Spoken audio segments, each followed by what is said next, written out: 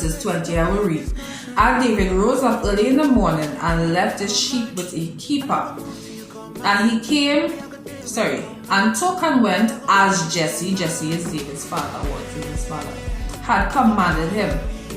And he came to the trench as the host was going forth to fight, and shouted for the battle. So his brother's making some serious assumptions. His perception was off.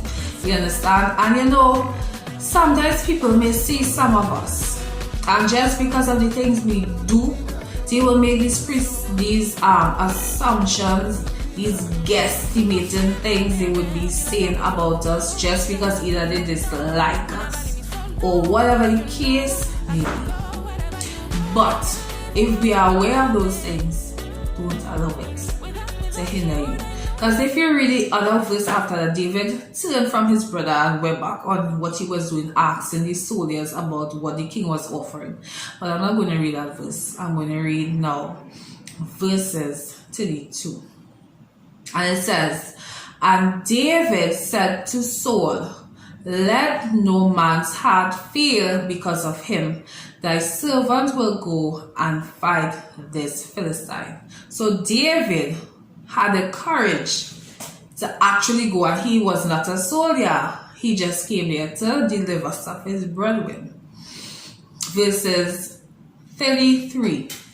And Saul said to David, thou art not able to go against this Philistine to fight with him, for thou art but a youth, and he a man of war from his youth. So now King Saul is telling David, you're too young, your age is too young, you're not ready for this.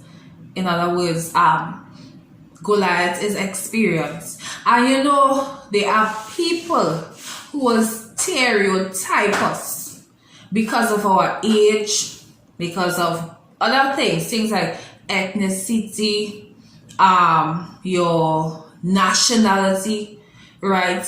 And if you don't know what stereotyping means, group you based on certain things because of your religious beliefs, right? There are different types of stereotyping.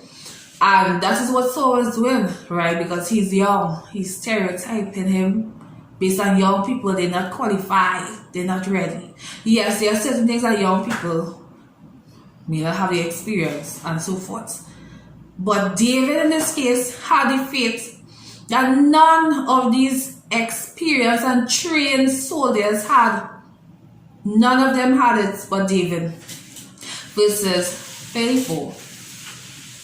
And David said unto Saul, thy servant kept his father's sheep, and there came a lion and a bear and took a lamb out of the flock. You know what David did there? He shared his testimony.